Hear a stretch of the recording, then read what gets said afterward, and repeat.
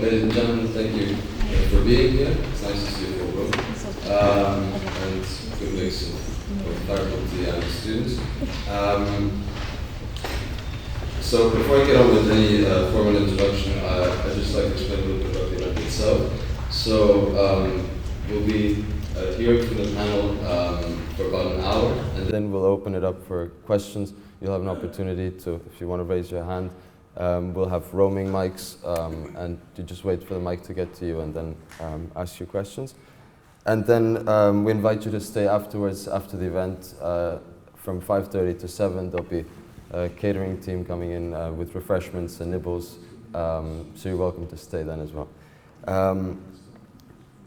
I'd like to start by introducing the panel, two of which are our own here from Regent, actually. I'll start with Dr. Stephen Barber. He is from the Business and Management faculty here. He has extensive research in business and has specialized specifically on Brexit. He has been asked to speak on the BBC, on Al Jazeera, on these subjects, and he. Sorry, I'm a bit nervous today. I'll make them quick, the introductions. I'll move on to Richard Tice. He's a member of the European Parliament. He's the chairman of the Brexit Party and also founded, before the referendum, Leave.EU, a campaign, obviously, to leave the European Union. And since the referendum has also founded Leave Means Leave, an advocacy campaign to try and make sure that we properly leave. And to his right, on the right from him is Peter Harris. Peter Harris is a researcher at Exeter College in Oxford University. He's also been a former civil servant and advised the World Bank and UK ministers. And next to him is Professor Yossi Meckelberg, also our own from Regents. He is a Senior Consulting Research Fellow at Chatham House for the Middle East and North Africa program and lectures here at Regents in International Relations. So we look forward to hearing from each of you. I'll hand it over now to Dr. Barber for his opening statement. Thank you. Can you all hear me okay? Is that mic on? Yeah. Well, the question that was set was, so what now? And the first thing is, of course, probably the most brutal and divisive general election that any of us will have witnessed. I think it's going to be quite nasty. And it's already deflected attention from Boris Johnson not dying in a ditch at midnight tonight. But the stakes, in any case, I think are really, really high. It's what type of Brexit, whether we Brexit at all, could all be determined over the next few weeks. Or they might not, and we end up in a very similar position to the one we're in now. So it's a very big gamble, I think, for Boris Johnson. It's the third general election in 4 years. It's a general election where he needs a parliamentary majority to be able to push through the Brexit deal or exit deal that he has negotiated. And that won't be as easy as the Prime Minister seems to think.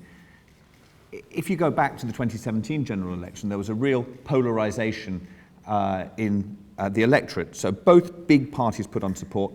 Between Labour and the Conservatives, they secured 82% of the vote, which is the biggest combined vote since 1970.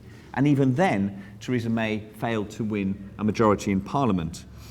This election, I think, sees a return to pluralism. We've got a rejuvenated Liberal Democrat Party with a very clear message. We have a Brexit Party with a very clear message snapping at the heels of Boris Johnson, and maybe many more independents up and down the country, not least some of those Conservatives who have lost the whip.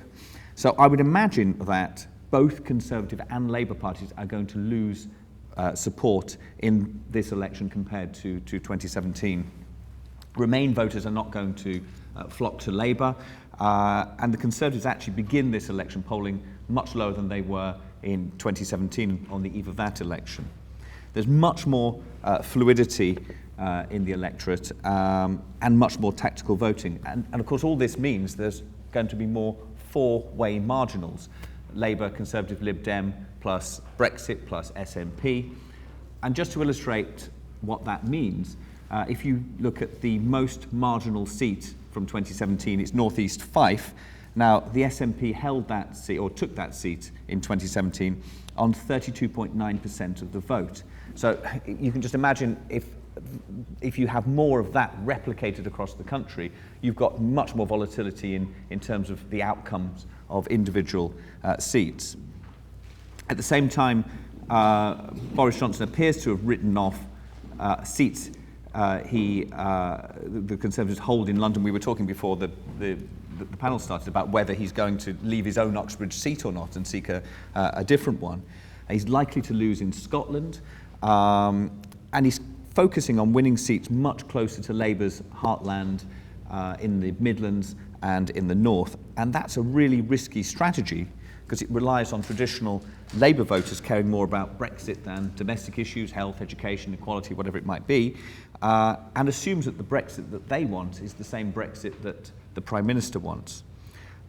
Just a note on that, the 2015 general election, that was the one where Cameron promised an in-out referendum, if you remember. It was about 8% of the electorate told pollsters that the EU or Brexit was amongst the most important issues. At this election, it's 70%, and of course that includes Remain voters, but you can see how much that has changed. Actually, even if we compare that to 2017, it was less than 50%. So although having a single issue election is very difficult, it does seem that there is a focus on Europe in this one. Nevertheless, it risks the vagaries of the electoral system, meaning that even if the Conservatives are able to remain the largest party with the largest number of votes, a hung parliament still seems like the most likely outcome at the moment. Remember, David Cameron secured a small majority in 2015, a majority of 12 seats. That was the first and only Conservative majority government formed in 27 years, in the last 27 years, since 1992. And a bit of pub quiz trivia for you. How many actual voters do you think needed to have changed their mind and voted a different way in 2015? How many crosses needed to move from one box to another for him to have lost that majority? What do we reckon? Come on, shout out something. 10,000. 10,000? What do we think? 30,000. 950. You are the closest here. It's 870. 870 votes. That's it. So you can imagine it in a close election like this, where just 870 people can change the outcome of an election. That said, that slogan, "Let's get Brexit done," I think is much more powerful than we give it credit. Because what it's saying is, well, let's not argue anymore about the impact of Brexit, whether it will affect jobs or growth or anything like that. It's saying this doesn't matter, we're kind of bored with it. Let's just get it done. And of course, that's a great deception, because even if this bill were to have passed, we're then into the transition period, which could go on almost indefinitely, and we'll have years of Britain negotiating a trade deal. And I suspect that's one of the things that Richard worries about. I think it's a huge gamble for Johnson as well, because actually he got perilously close to passing his bill in the last couple of weeks. And that would have been game over for opponents who want no Brexit at all, or opponents who want a harder Brexit. Had he not paused the legislation after the Letwin Amendment, had he ploughed on when that programme motion was defeated, actually he might have even got it secured by now. So he's offset the risk of Parliament amending his bill with the risk of not winning a general election. And so we might ask, is Johnson as good a campaigner as Johnson thinks he is? Is Corbyn as bad a campaigner as Johnson thinks he is? What other issues will come to the fore?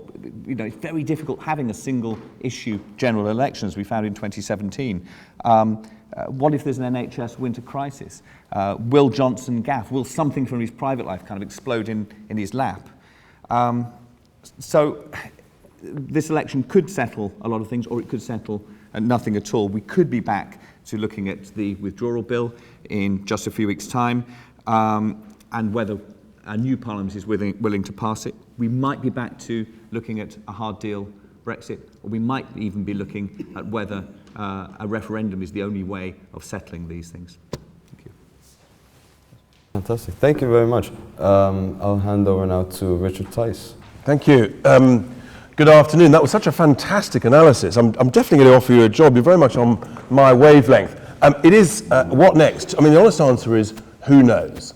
We do have an extraordinary, and I think hopefully a very exciting time when you've got four parties who all carry a significant appeal to different parts of the electorate in a first-past-the-post electoral system that basically only suits two main parties, which it has done for the last 100 years. And if we just recap, on one side you've got the Liberal Democrats, who basically just want to revoke Article 50, just pretend it never happened at all, that we never had the greatest demonstration of democracy in this country ever, or the biggest vote for any single thing. So that's where the Libs are, but they've always been, to their credit, utterly consistent, and that's a rare thing in politics today. You then have the Labour Party. If anybody can guess what their policy is, please do tell. But it appears to be renegotiate a deal and then put it to the people and campaign against the deal that you've just renegotiated. Extraordinary. But that might appeal to some people. You've then got the Conservatives, who've just come back with something called Get Brexit Done, which basically is Brexit in name only. And as you quite rightly said, that will lead to a significantly long transition. Michel Barnier, the chief negotiator for the European Union, he said the other week that it would be at least 3 years. So when Boris and the Conservatives tell you that we're out at the end of next year, they're lying. There is not a single possible chance of that. They are simply not telling the truth about the reality. And the reality is that the divorce bill of 39 billion is now at least 65 billion. But that's where the Conservatives sit, and they're currently leading in the polls. So maybe the uplifting enthusiasm and inspiration of Boris is enough to carry him through. Who knows? And then you've got us, the Brexit Party, about 31 weeks old and counting. We count our anniversaries by the week. We obviously won the last national election in this country just back in May. We got rid of the worst Prime Minister this country's ever seen, the least talented cabinet this country's ever had. And so we have started to deliver on our slogan of changing politics for good, and we stand for a clean break Brexit. We voted to leave, and leave means leave the European Union and all of its institutions. It doesn't mean sort of half in, half out, handcuffed to this, tied into that, shake it all about. Leave means leave. And so we have a very clear position on that. So voters have a great range of choice, and it's going to be absolutely fascinating. I hope it's not as brutal as you indicated, but I fear it will be. I will be standing in a seat to be clarified over the next sort of week or 10 days. And we're in quite an interesting position, the Brexit Party, because you may have been reading the press in the last couple of days. Apparently we might stand in no seats, 20 seats, 100 seats, or the whole gamut. We'll be announcing that at about 11 o'clock tomorrow morning, our strategy, and essentially that decision basically determines the course of this election. So I've now got to retain a poker face so that you have no idea what we're going to say. It's been quite entertaining, the guessing that's been going on from the press, the phone calls we get, the bribes that are sort of out there. I'm only joking. So yes, it's going to be absolutely, it's going to be a Brexit election. Of course, there's other vitally important issues that will weigh on people's mind as they vote. We're in the Brexit Party, contrary to what people have said, that we're just a single issue party. We do have a number of other very important policies. We'll be re-announcing those tomorrow and subsequently during the course of the election. The thing about our policies is if you announce them all at once, then actually none of them get heard. If you release them gradually, you've got more chance. And our stance is very much common sense policies across the whole political spectrum. So on the left, for example, we actually believe in state aid and the protection of strategic national industries. On the right, we actually believe in the abolition of the most unpopular, most hated, most unfair tax in this country. inheritance tax. If you've paid your tax throughout your life, the concept then of actually being taxed again when you die is pretty abhorrent. So look, voters have got a wonderful choice during this election campaign. It's unfortunate that it's going to be very dark, cold nights, because in truth, it makes it much harder for people to canvass. Normally they do that after people have come home from work. And the reality is actually most people don't want to open their door to a complete stranger in the dead of night, in the cold of December. So, you know, it's not great for campaigning. Maybe electorally that's a bit disappointing. So that we think it'll be more of what we call an air campaign, an air war, as opposed to a ground campaign. But look, that's the reality of what we've got, given we've had basically a zombie parliament that was completely unable to resolve this issue. And whichever way anybody voted or didn't have a vote, the thing about democracy is that if you promise someone that their decision will be respected and implemented, and 3.5 years later, you haven't delivered on that promise, it's not surprising that voters either get angry, and we hope that those angry voters have been given hope by the Brexit Party. You either get angry, or tragically you may say, I'm never voting again. And in a sense, you lose trust in the bedrock of our civilized, developed society, which is democracy. And if people lose trust in that very foundation, it's a very slippery slope. So it'll be a fascinating election. Let's hope it's a safe, pleasant discourse and debate. Electors have got the full gamut. It'll be extraordinary, and you'll hear what we've got to say in the Brexit Party tomorrow. If we announce that we're standing in every seat of the country, it almost guarantees a hung parliament, and with that comes the potential either of a referendum or a second election during the course of next year. So, all to play for. Look forward to answering some questions later. Fantastic. Thank you. Peter Harris. Okay, thanks. Of course, trouble coming third is your thunder's already roared. To understand what we face in the future, we need to be pretty honest about how we've ended up where we are now. I mean, Richard's absolutely right. The people are furious, and they're right to be furious. They've been lied to. They were told this was just about trade and economics. In fact, the EU was an epoch-changing project aimed at major constitutional and political change, and that fraud is slowly emerging as we try to extract ourselves from the UK. They were also misled, of course, at the time of Lisbon into believing that there's greater integration that Lisbon was bringing about, that if it went too far, you could always leave. Well, just have a look at Article 50. Those who looked at it at the time thought it was unusable, and I think it's proving to be so, and it's one of the reasons we're stuck where we are. It's unusable. Why? Well, because it's a method which means both sides must harm themselves. And the only way one side can reduce harm to itself is by inflicting more harm on the other side. And you're surprised that we can't get sensible agreements here. The Europeans are not denying the Brits what they want because they're bloody minded. They're denying it to them because it would harm their own people, and we're stuck in the same bind on the other side. Article 50 is also pretty unusual as well because we've got to agree to leave before we know where we're going.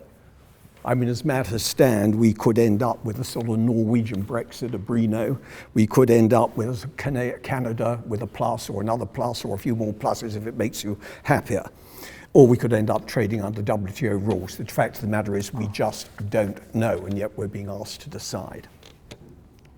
The result of all that is there's almost no rational basis for deciding one way or the other.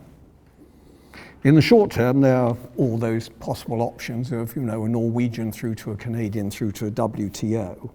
In the longer term, there's no way we can know 10 years down the road what the world will look like. I mean, who knows? Europe may have gone to hell in a handcart and we may be glad we're out of it. On the other hand, it may have had huge successes and we'll be sorry we're not in there. But can we tell? No, we can't.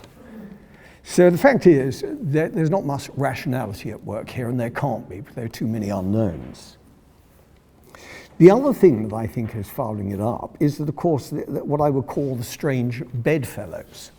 Both on the Leave side and the Remain side, you have economic liberals and economic protectionists. You have Patrick Minford going around the country saying, look, we don't want trade deals, it's okay. We'll simply take out all the barriers to trade in the UK. That way we'll be able to go out and get the best bargain anywhere in the world for any goods or services that we need. That will give us a huge advantage in the global economy. We become terribly rich. You've got people like Liz Truss saying much the same thing. However, you've got Mr. Gove going around telling the farmers, oh, we're going to continue to subsidise you. Oh, we know that industry won't do too well. We're going to give you more state subsidies. Well, you know, protectionists, global traders, I'm not sure. And of course, you have the same on the Remain side. You have Philip Hammond, who clearly believes in expanded global trade and just thinks that as we have good trading relations with the EU and with other countries as a result, it's a step backwards to give them up. We should bank those and go on further through the EU. But equally, we have people like the TUC who see the EU as a bastion of protectionism. So on both sides, you've got people who have conflicting, indeed completely conflicting views. So what does this mean for the future? Well, as everybody said, you know, who knows? But I think my best guess, and it has been from the beginning, is that it's highly unlikely that the EU and the UK will be able to escape each other. The only way to do it, I think, as Richard said, will be a clean break. Well, you've heard that being mouthed by people until they end up in government facing the realities, being told what might happen. Even more frightening if you're a minister, being told, actually, there are things that are going to happen that we can't even foresee. Very few politicians will go into that situation because if they do that, almost everything that goes wrong thereafter will be served up on their doorstep. So I'm for myself, relieved to say that I don't think any of them will be that courageous, to use a famous civil service term. So if we don't go into a clean break, but we go into some sort of transition, then what's going to happen? Well, when you think about it on the ground, we're going to be renegotiating a trade agreement with the EU. Now, at the moment, we have the most advantaged situation with the EU. We're within a single market. Now, decision by decision, ministers are going to say, do we want the really good thing we've got now, or shall we just have something worse? You know, I don't think decision by decision, and over a number of years, I'm going to see politicians who are willing to take, as it were, within the narrow confines of trade, the wrong decision. And so I think they're likely to adopt and come close to the current arrangements. I mean, I suppose at the end of the day, I say to myself, you know, UK has never been actually fully within the EU. We're in, but halfway out. And I have a feeling at the end of this, the most likely situation will be out, but halfway in. And I'm not sure that the differences will be that substantial. Thank you. Right, thank you. When we met back in the summer, I met with the student union to discuss holding this event, and we agreed how important to have such a serious discussion about Brexit. We decided that the 31st of October would be the best day to do that. And I think the decision between Tatiana, Pascal, and myself that we rather die in a ditch than not having this event today. And since we are not Boris Johnson, when we say something, we mean it. Hence, there is an event today here. Unless you know something I don't know about the whereabouts of Johnson, he's probably not in a ditch. Now, joking aside, this is a serious matter. And I don't know what's going to happen in the election, and I don't know what's going to happen with Brexit.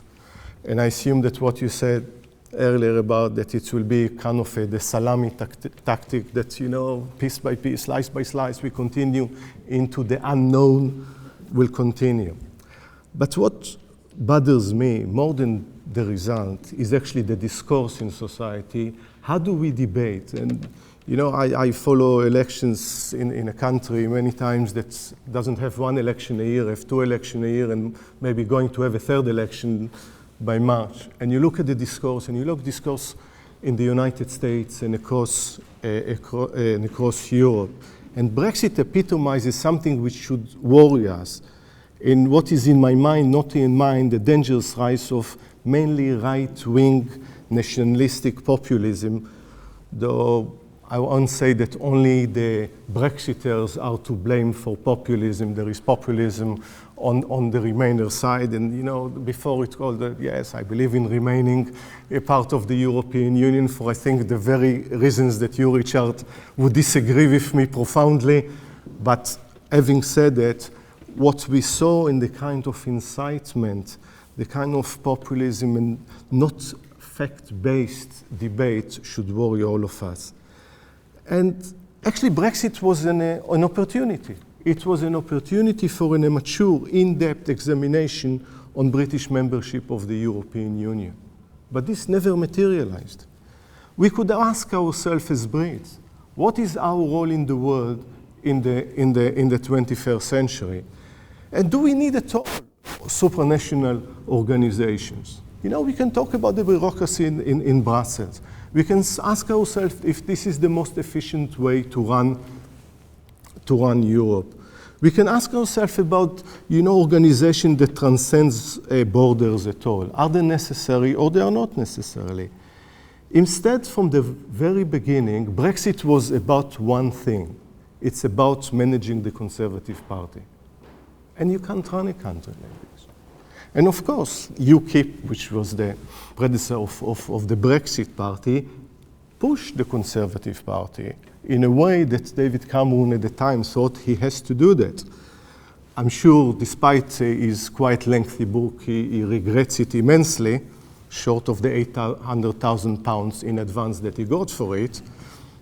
But what we get, instead of a good cost-benefit analysis of Brexit at what it means, looking with the hard core facts, we got a discourse that appeals mainly to nativist, xenophobic discourse, peppered over with promises that were bound to be broken, and arguments that their logic was questionable to begin with. Now, what is populism? Because, you know, in a way, populism is something that appeals. It's about us. We are the populace, so why won't you be populist as leader? Just satisfy us. Tell us what we want to hear. But this is not leadership. So whenever you have a populist leader, the popular leader, he or she, stands in opposition to the enemy, often embodied by the current system, aiming what someone across the Atlantic called drain the swamp, tackle the liberal elite, and in the case of Brexit, don't drain the swamp, just abandon it altogether. Now, look at some of the arguments put by populists, which are easy actually to define one by one. For instance, all decisions are taken by Brussels and we lost our sovereignty. As there is some sort of a cabal there that makes decisions for us, and we have no say. The fact we sit on every Council of Europe, on any issue, whether it's foreign affairs or agriculture or fisheries or any other decisions taken, is taken by 28 countries, and every single country's most of issue has the right to veto. So this is one of the things that people try to sell, which is false. Open borders bring migration that is drained on our resources. Obviously, you can guess that I was not born in this country. And I'm one of these migrants that UKIP and Nigel Farage and the rest don't like very much. But are we all drained on the resources? Or maybe some of us exactly the opposite. Another thing, the European Court of Justice, in its pro-human rights liberal approach, put our security at risk. Don't we want actually the country that gave 800 years ago the Magna Carta to the world to be the heart of the European Court of Justice, in the heart of advancing the cause of human rights? And it's really put at risk, not when you talk to security people, and I do. Another thing, of course, the famous bus or the infamous bus with the 350 million. We would love to have 350 million pounds extra every week to the NHS. Everyone that is using the NHS would love to see more resources there, but show us the money, show us the resources. And if we claim something like this, we would like, at least in this election, whether it's your party or any other party, to show us where it's going to happen, who is going to be taxed for this, who is going to pay for it, how it's going to be used in the more effective way. Yes, and there was from the Remainers, the idea that the British economy is going to collapse. No, it's not going to collapse even if we leave. But the fact, if you look at what economy says, reliable forecast, will probably contract 5 to 7%. And it will take 10 years probably to be in the same place where we are. Now, this has to be presented to the voters like this. That's, yes, maybe, and maybe the Brexit Party will say it's worthwhile, because we defend other values that we British people, or some of British people, want. But here is the price that you are going to pay for that. And the one that I found really staggering is that supporting second referendum means not respecting the democratic will of the people. How on earth asking the entire population for their opinion is undemocratic? It's not people who are supposed to ask only us, or ask some of the support. The entire population, actually based on the information, what they've learned in the last 3.5 years. Here is a deal, because what we all voted in 2016 was about some abstract idea of leaving the European Union. Here is Johnson's deal, which is worse than May's deal, and God knows what's the next stage. And here is Remain. And now make up your mind and know that's what you're going, that's the price you're going. Do you like the backstop just down in the middle in the Irish Sea, or you don't like it? Do you like the divorce agreement that will cost, you said, 39.65? Either or. And they make your mind based on the facts how a deal looks like. But the populist idea that asking the people for their opinion is not democratic, I find almost unacceptable. And I think in this nationalist populism approach, there is an unwritten alliance between politicians, some of the tabloid press who mix facts with fiction to advance their own ideological Brexit, together with, unfortunately, in many cases, vested interests. And we see how the big businesses already prepared in a way those who are living on salaries can't prepare themselves. And I'm afraid the negative legacy for the British society will reverberate for a long time in British politics and society. And I think what's needed more than anything else is a healing process within the society. And my fear that these elections, the come-up election, will do exactly the opposite. Thank you. Thank you, Yossi. I think I'll pass back to Dr. Barber, who has a few more comments. Thank you. There was just a final thought, an idea that I wanted to throw out there at the end, and this speaks to that populism that Yossi's just outlined, might actually speak to the kind of idea of a healing process. It certainly speaks to the divisions that were exposed by the referendum in 2016, divisions in age, in class, in occupation, in education. And it speaks to that statistic, that 870 votes that make the difference. Because in general elections, and this one will be little exception, most votes don't matter. Most voices remain unheard. It's why the referendum was an opportunity in 2016 for people to express the way they felt, in a way that voting in a general election just a year before was not. Most people vote for losing candidates in British general elections. That's a striking fact, actually. And for many other people, a change of government from one party to another has not meant a change of circumstance.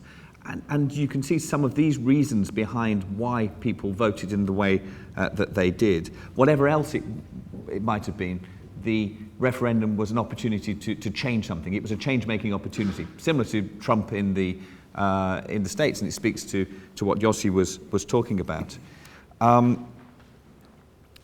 And I think it's for that reason that in the wake of the referendum, there was a recognition of many of those people who were left behind by globalization. The British economy has done fairly well in the last 20 years, but driven by London, driven by the Southeast, driven by the City of London and financial services and technology and all the rest. Disaggregated people who are living in deindustrialized towns have perhaps suffered. And it's little wonder then that in the wake of that, this idea of inclusive growth has emerged much, much more strongly. It was a feature of Chancellor Philip Hammond's budget speeches. It's found its way into regional industrial strategies. And they're strategies which are aimed at strengthening the economy, making business environment more dynamic, improving productivity, strengthening innovation, these kind of things. It's about broadening wider participation in economic growth right throughout society. Very, very different from redistribution, the sort of messages that you might start hearing during this campaign. I don't think there's been very much headway, but it has been on the agenda. The case that I would make, and the idea that I would leave you with, is that inclusive growth in itself is really insufficient. And for it to be meaningful in the kind of fractious times that Yossi's outlined, really requires a change in politics as much as a change in economics. It means that citizens not only have a bigger say, I'd further vote here or vote there, but actually there's meaningful participation in the decision, and that's this idea of deliberative democracy. So I think this has changed things. I think returning to the old politics of pre-referendum is no longer an option. And even if we get to that stage where Boris Johnson is able to bring his Brexit bill back, I think the politics has changed. And so if we want to progress out of that populism into something much more healthy, I would argue that I think we need to combine the idea of inclusive growth with where the economy can make the best out of the human potential that's there, with much more, greater moves towards deliberation in democracy, where decisions are arrived at much more inclusively. But I'm not that confident that we're going to get to that place. Fantastic. Thank you so much. I just have a few questions for each of you, and then we'll open the floor up to questions from the audience. My first question is actually for Peter Harris. Something you alluded when you were talking earlier about the perception of what Brexit might be perceived like in the future. And so my question to you is, what do you think would have to happen now in the developments of Brexit that, say, 20, 30 years from now, the British people can look back and say, or think at least, at least something did good come out of it? Well, you would need, if the people were going to reflect on whether it was good or bad in 30 years, you'd have to get them to agree on what they mean by good and what they mean by bad. We have people who want to stay in Europe because they're protectionists, and people who want to stay in Europe because they're internationalists. We have people who want to leave Europe because they're protectionists, and people who want to leave Europe because they're internationalists. There isn't even any agreement on either side about what a good outcome would be in those sorts of senses. In other words, in social and economic terms. In political terms, I suppose Richard would say, well, it's all about sovereignty, and that's a value which transcends those things. I mean, he and I wouldn't agree on that, but nonetheless. So I mean, we will never know whether it was good or bad anyway. We're not running an experiment here. What will happen will happen. History is simply history. I mean, there is one often ran into this in politics where you had options, A and B. You adopted A and it went frightfully wrong. And people then wholly irrationally assumed that B would have been better. It might actually have been far worse, you can't tell. So these sorts of things, this is not a rational approach to life. The realities can't be carved up in that sort of way, I think.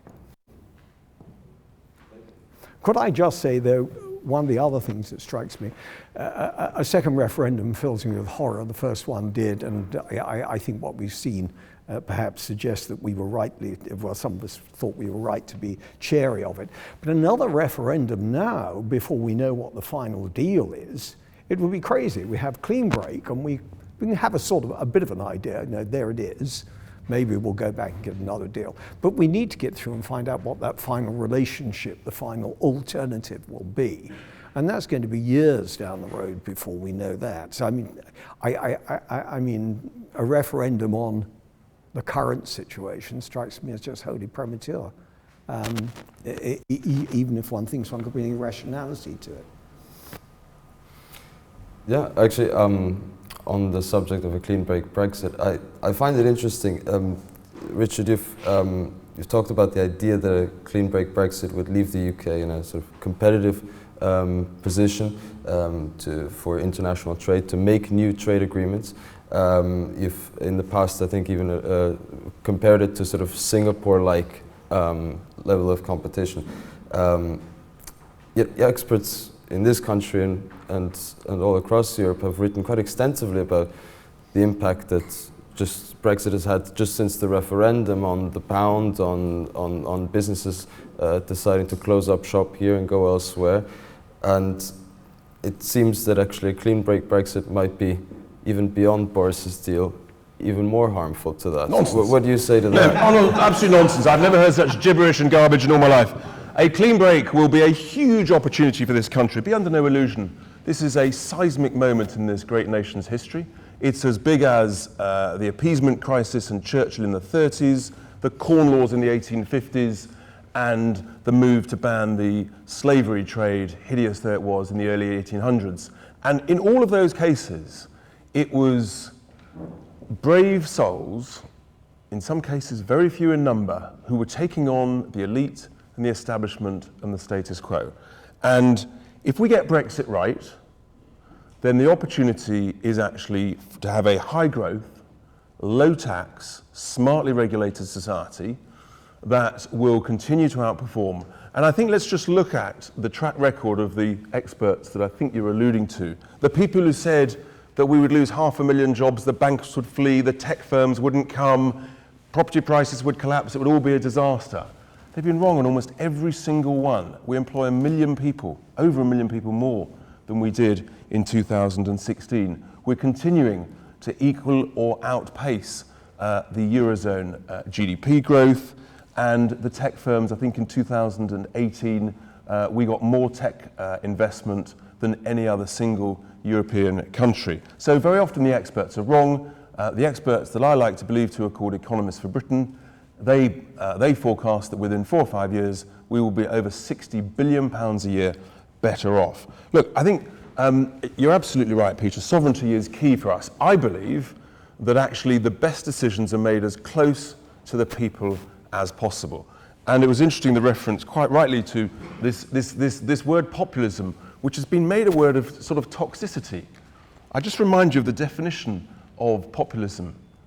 It's the process of appealing to ordinary people. Hey folks, it's popular. What's wrong with that? Surely that's actually the foundation of democracy, where the most popular thing wins. And hopefully the losers consent and say, I've got to do better next time. So look, it's a huge moment. We believe it's a great opportunity, but to take advantage of that opportunity, you've got to do the job and do it properly. If a job's worth doing, do it properly or don't do it at all. The way to get there is what we've been calling for, which is a Leave alliance, and that will deliver a proper majority as opposed to a hung parliament. And with a Leave alliance, we'll get clarity and we can get that done and we can move on to the other issues. But fundamentally, I do believe that control is much better as close to the people as possible. We believe in devolving power way down. And it can't be right. Why is it right that we have so little confidence in ourselves in being able to create rules and regulations suitable for our country that we say, do you know what? I'm scared, I'm frightened, I'm petrified, I'm frit. So I'm going to rely on some nice bureaucrats in Brussels, way over there, who I don't elect, to make those decisions for me because I'm so useless and incompetent and lacking in confidence to make those decisions ourselves. Really, I just don't believe that. We're a great nation with great people. I think we probably do agree we haven't got enough great leaders, but we should be taking these decisions close to ourselves. Thank you. I think my vague sense of telepathy tells me there's some responses in the room.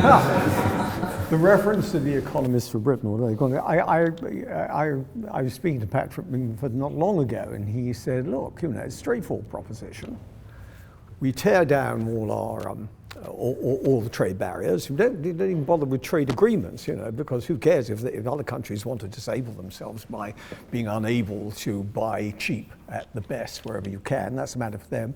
We will have enormous advantages. He then went on to say, though, of course, don't expect there to be much manufacturing industry left in the UK, and as to agriculture, bye-bye. Well, and that sort of rings true. And he said, look, if you actually want agriculture, if you want to maintain a manufacturing base, stay in Europe. He was absolutely clear about that. Stay where it's safe. So it's a straightforward choice. As long as the people understand what it means. And Mr. Gove wanting to give money to the farmers doesn't sound to me like a leaver who's willing to see the farmers go to the wall. And you know, we're constantly going on about our manufacturing base, but Minford's clear. It would shrink away. What we're good at are other things, service industries, basically. And that's where our money will be, and that, of course, is the Singapore model. It's a matter of what sort of country you want to live in, I suppose. I think all this stuff looking into the future is all nonsense, really. So something else will happen altogether. You can be quite sure, but one thing is only certain, whatever we think will happen won't. But, yes. If I can, I think, you know, we argue about the economy. It's a very reductionist approach to all of this. Europe is an idea first and foremost. It's not only about the economy is important, and most evidence shows that actually the economy is going to shrink. But let's forget this for a moment. Go back to people like Monet and Adenauer. When they came and Schuman, the idea of Europe, compare Europe 70 years, 75 years before 1945 or before 1950, when this idea tried to get traction, and the kind of prosperity and peace we live now in Europe. Europe never experienced a period of peace and prosperity and security the way that the European Union contributed to that. So it's not about the economy is important, but it's also the perception of us as human beings. And talking to a group of students that are very international, is the idea that we belong to everywhere, we can be everywhere, we feel comfortable without losing our identity. And I don't think Brits will lose their identity because they are also European. Actually, most young people, I don't include myself, by the way, in this one, is actually very comfortable with multiple identities. And the idea that we vilify these people in Brussels, you know, these horrible people in Brussels, then take decisions and they just all they're after us. No, they have the same interest of prosperity across Europe as we have. And we have the same say in every decision as everyone else in this. So this kind of, that's what I call the populism, the vilifying every other part of Europe as they don't have the best interests of everywhere else. And I think this is dangerous. At the end of the day, look how many millions were killed in Europe between 1870 and 1945, and look how Europe looks today, 70 years after this idea, 75 years after these ideas came into light. Pick up. I don't want us to be seen to be ganging up on Richard, but I suspect he enjoys it. Yeah, I love it. And it's always 3 against 1.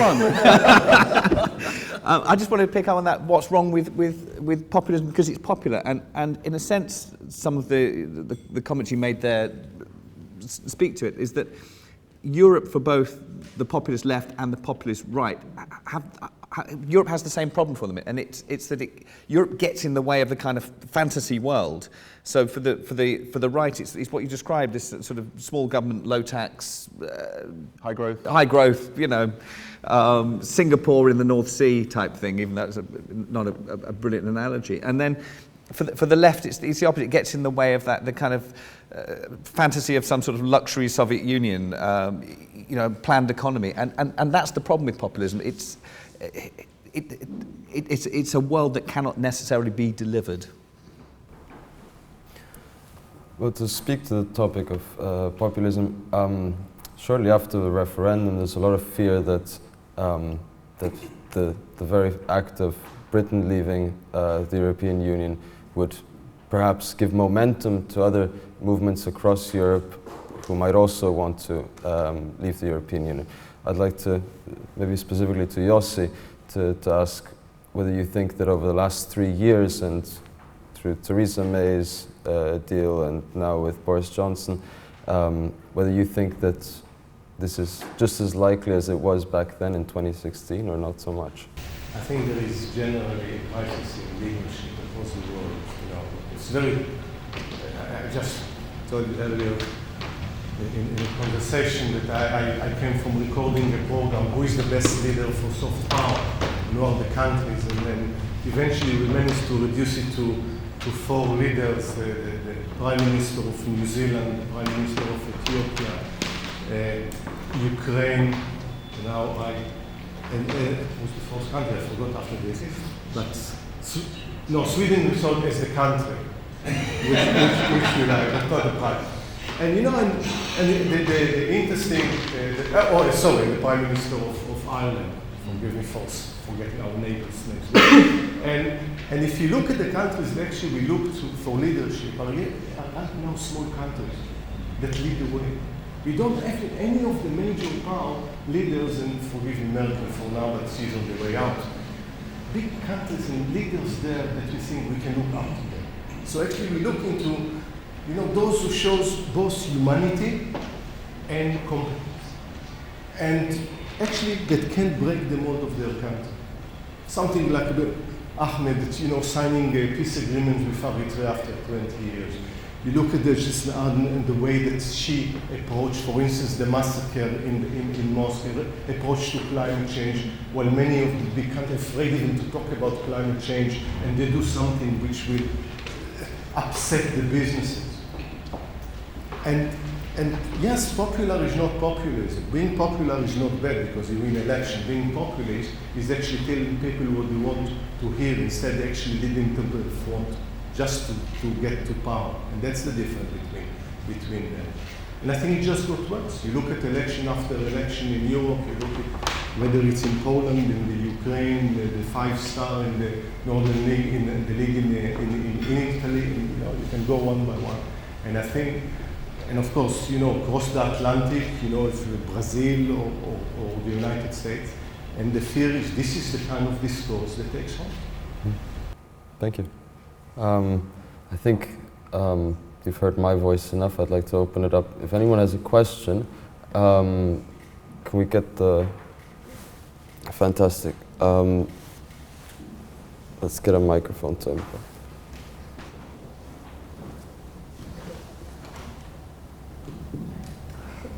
Thank you.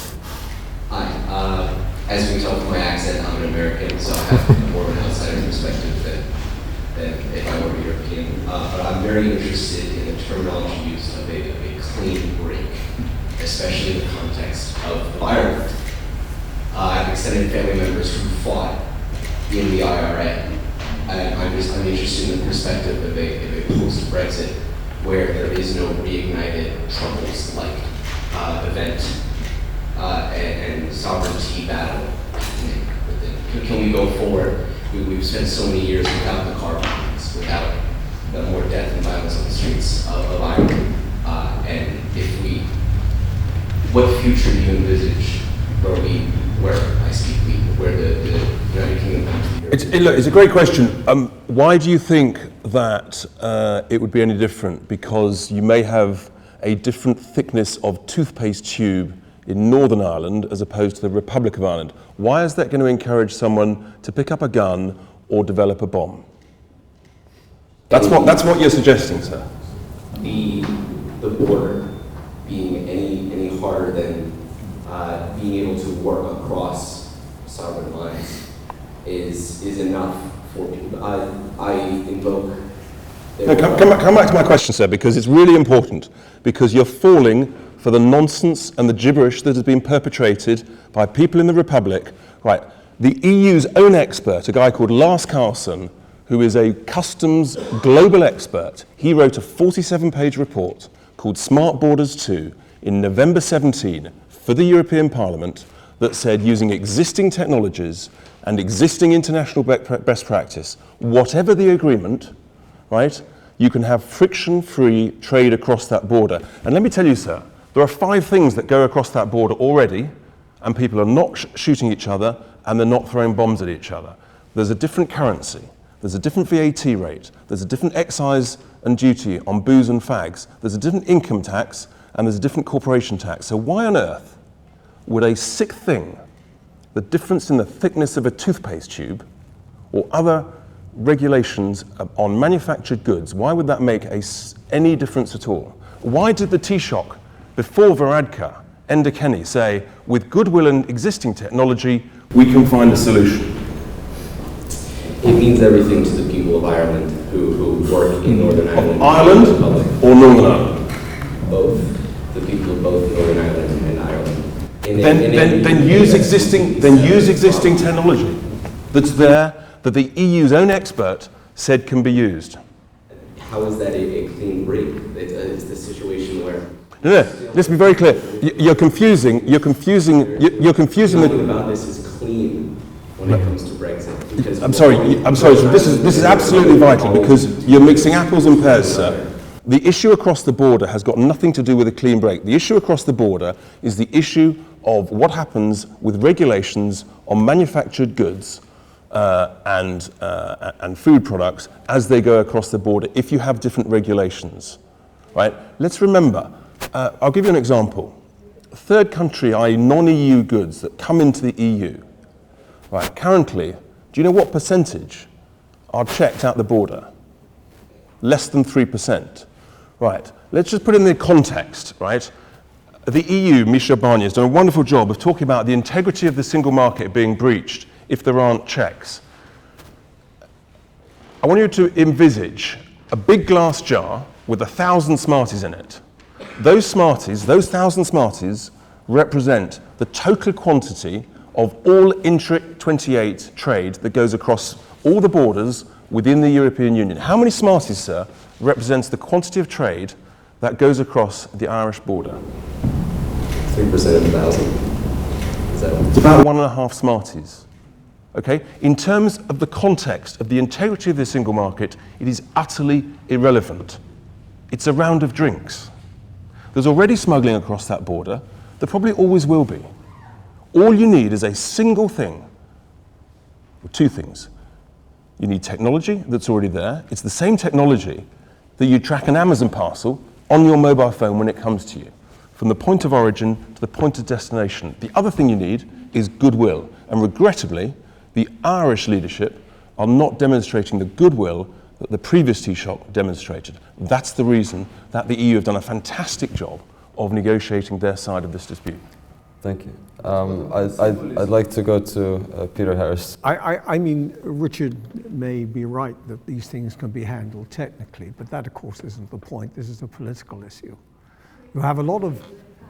Sorry? Oh, mic not working. Is this one? Oh, right. It's the political situation. At the moment, North and Southern Ireland are part of the EU. When we leave, the North will again become a British outpost in the view of the Irish Republicans and nationalists. And they're keen on sovereignty, Richard, very keen on it. They're looking for excuses. They're looking to ways to wind the people up. And this will be handing them a tool that they could use to that end. So I don't think the problem lies with the technicalities. That's what I said, that's goodwill. That is the goodwill of recognizing that different countries can trade successfully between each other with an open border because the technology exists. But you're absolutely right, it's about and you see, goodwill. You need to see it from the other point of view. I was sitting having coffee one morning in Rome not long ago, and into the restaurant came a bunch of Irish people, obviously business people, men and women, and they sat down. The waiter comes out of the restaurant and says to them, "Would you like an English breakfast?" Let me tell you, the reaction was not very friendly. Now, at first it was just a joke, but of course in the end they said, "Look, this is typical." And by the way, they use the word English, not British. They said, you know, they know we're part of the market in the British Isles. That's why we didn't go in until they did. It was a deal. And this is the English at it yet again. You know, we've seen it again and again, just backing out and leaving us in their wake. There's an enormous amount of ill feeling about it. And it doesn't matter whether it's justified or not, but it's a political fact that if we ignore, could be dangerous. Again, from experience, from negotiation, that I was involved in a difficult peace agreement that never happened, the symbolism is sometimes more important than the actuality. If people feel that it wrongs them, if they feel that this border means to them something, it will lead to something which you not necessarily want. The art of diplomacy, the art of negotiation is sometimes plastering above this, because people find, okay, we got what we wanted, even they don't really got exactly. And by doing that, by portraying one side as the baddies and the goodies, I mean, just there is goodwill. Goodwill needs to work on both sides. That's correct. But sir, you talked about leadership earlier. Yeah. The leadership of Enda Kenny would have meant that this issue would have gone away. There would have been no issue here whatsoever because he had that goodwill. In my view, the leadership of Varadkar has led to this problem. There is an existing border there, let's remember. Trade goes across that border. A third of all goods a third of everything that goes across that border is milk or livestock. It makes no difference whatsoever whether a cow eats grass in one field just north of the border or the same grass in the same field just south of the border. No difference at all. But he hasn't goodwill and leadership is what's required. Vetoed anything. I mean, the Irish government have agreed essentially a deal. They insist. It's not the deal that the Irish government will not accept the technological solutions that exist. It does exist. That's utter nonsense.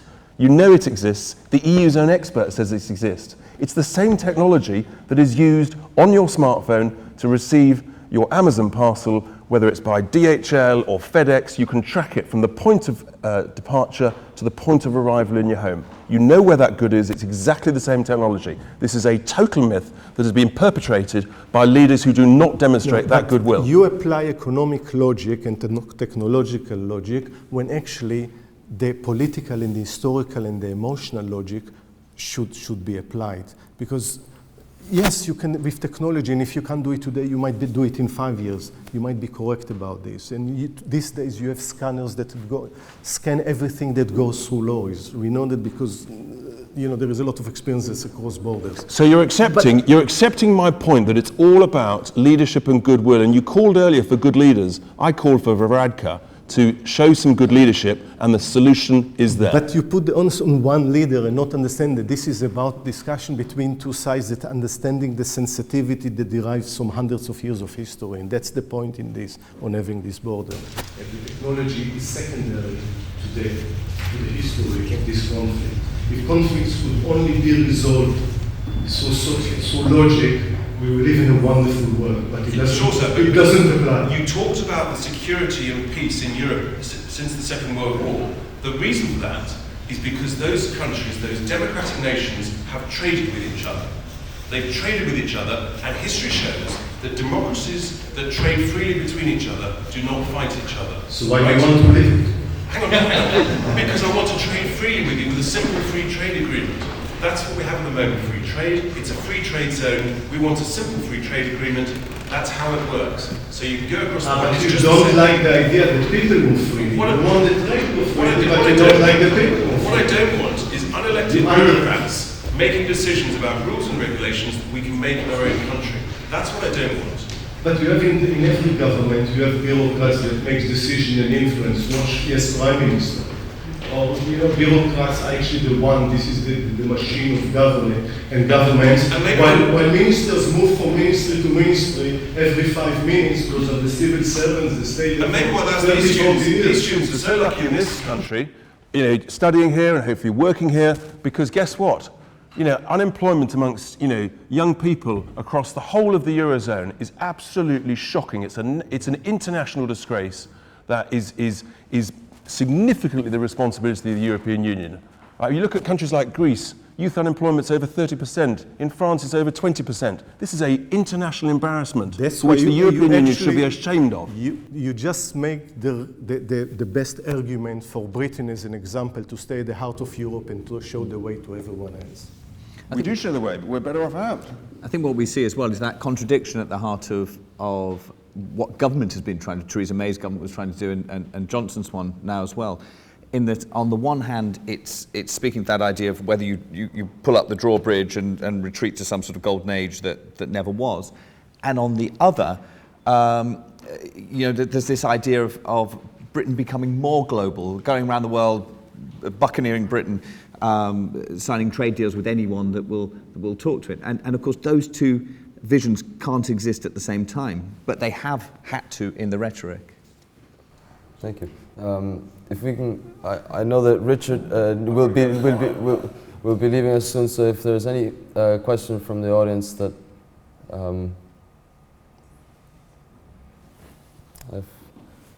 if we can go to the gentleman first, and then there's some ladies in the corner as well, the other one.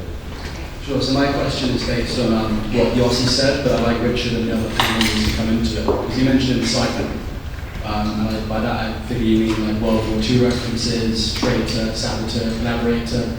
But I would say that the behaviour and conduct of members of the British Parliament from all parties, Conservatives, Labour, the Lib Dems, going over and strategising with Brussels on how to derail the outcome of the referendum has done far more to incite the average British person. I mean, even the fact that Theresa May gave Angela Merkel a read of her checks plan before her cabinet shows, you know, where the loyalties of some of the members of our government really low. You said question? Yeah, so how would you agree with that statement? How would you respond to that? I don't think most politicians cover themselves with glory in the last few years. You know, Labour, and this is, again, Richard is the only politician. We are not running for any office here. We are staying here, definitely staying. We are staying here. So we are not looking to be elected. Yeah, the criticism should go always. You know, Corbyn and I agree completely with Richard. I don't know what Corbyn stands for. At least with Richard, I know where he stands, though I don't know what is a clear break. I know where the Lib Dems stand for, but I have no idea where the Labour or much of the Conservative Party, what do they want? And I think we deserve better in this sense. But one of the things, we have politicians that are completely out of their depth because Brexit caught them by surprise. They were celebrating victory before the first ballot was cast back in June 2016. The idea that no civil servants, and actually I think bureaucrats are very important, and you know, planned for Brexit, what you would expect. I think we were shocked to hear that there were no working group actually planning Brexit. It shows you the quality of leadership that actually we don't have, and that's where we are. It's not about defending this politician and the other. And again, for me, Europe, first and foremost, is the idea. We haven't executed perfectly, but I think it's a work in progress. And instead of abandoning it, it's try to perfect it and being at the heart of it. Yes.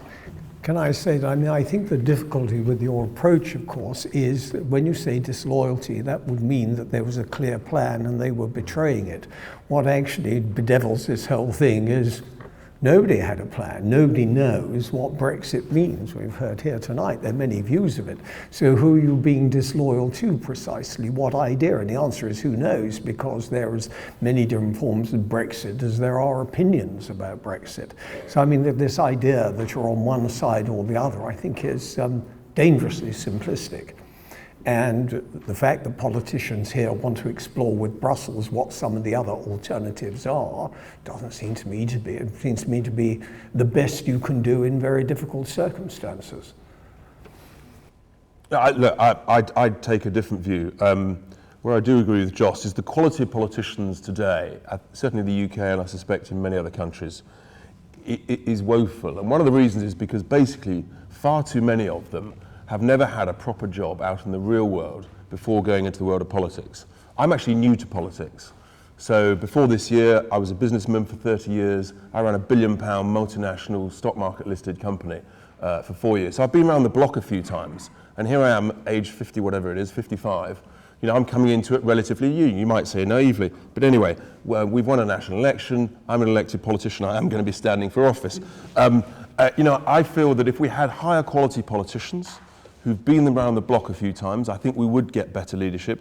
You're absolutely right. It was a disgrace. What happened before the referendum was David Cameron actually banned our civil service from writing any plans down, which is why, as you say, there were no plans. So he had no plan B in case he lost. And the extraordinary thing was that Gove and Boris, they had no plan A in the event that they won. I mean, you know, you couldn't make this stuff up. You know, I was on the periphery of it. And there are lessons to be learned from that. That doesn't mean that referendum are not a good thing. We actually believe they are. We think we should have many more of them. I like the Swiss model, where you have lots of referendum, because I like pushing power down to the people so the people can make the decision. So I think we have got some agreement. We do need higher quality politicians. The drawback with the civil service in this country is that you're either in the civil service or you're in the private sector. There's far too little crossover between the two. If there was more crossover, I think you would get a much greater integration and sharing of skills, lessons learned. And that's one of the things that actually we really stand for. I quite like the American system. There are a few things I like in the American system, but the one I really like is that a new Secretary of State of a department brings in a bunch of folk from the private sector for their term of office. And I think that's a good thing. Regrettably, that's really significantly disencouraged in our system. And I think that's why we lead to weaker government, because fundamentally, the civil servants basically control the ministers. The Yes Minister programme was right. I don't share your... is that okay? I believe, yeah, Richard does have to go. I understand we haven't found any consensus today so far, but we thank you very much, Richard, for coming. Thank you very much. Thanks a lot.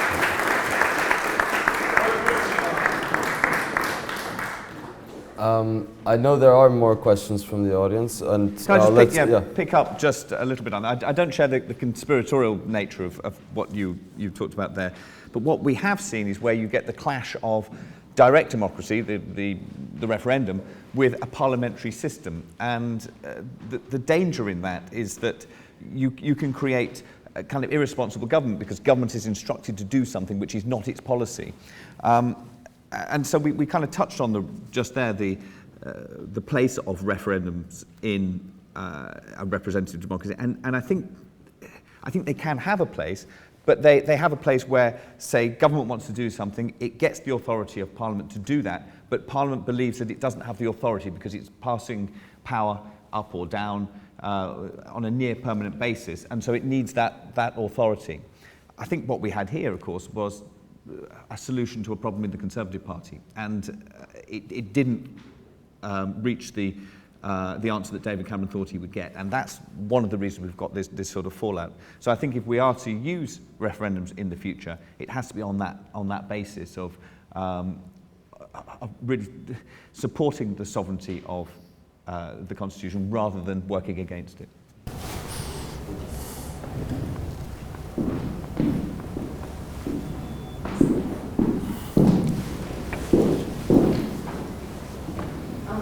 So my question dealt more with the people rather than the actual politics.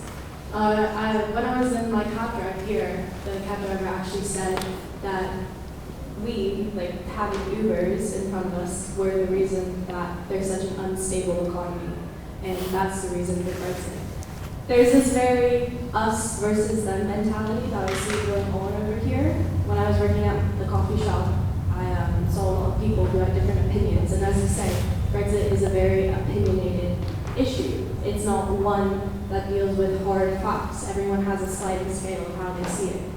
And it's divided the country more than a lot of sort of issues in recent times. So do you think there will be a lasting effect with the population and how they see the government and have this us versus them mentality from Brexit, or do you believe that they will be able to recover from it?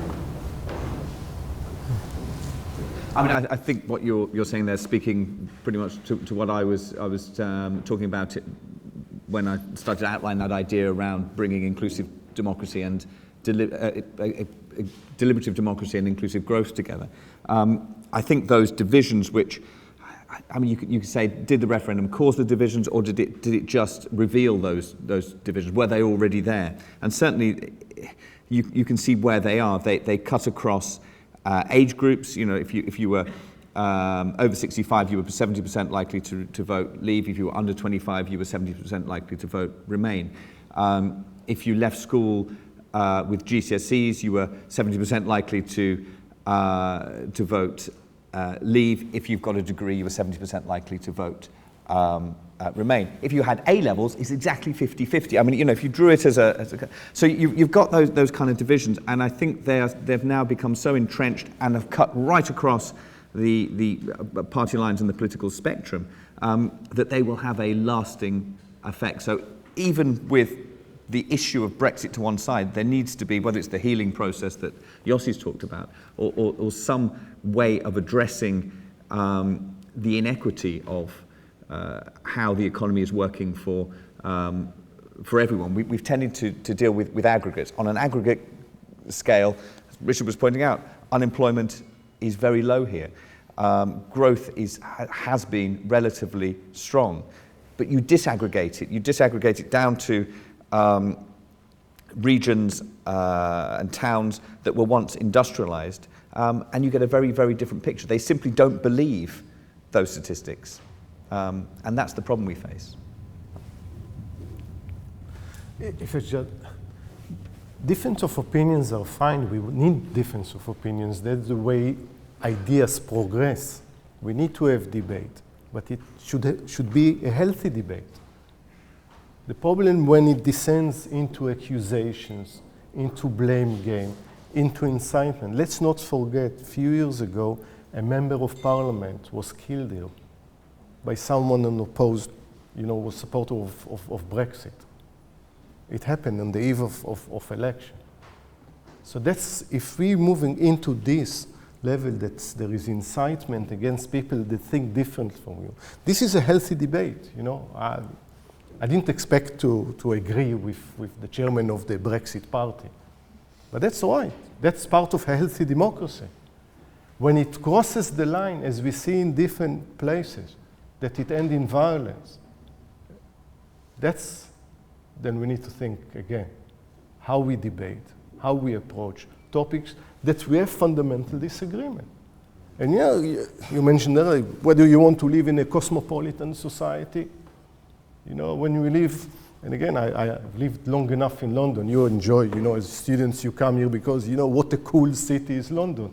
I can tell you, when I arrived here in the 1990s, I know that I brought the cool to London, but it was not as a cool thing. Finding a good cup of coffee was a struggle. So things change, and this idea that the UK as part of Europe brings something different. But how we debate, how we approach difficult issue is the test of a healthy political system.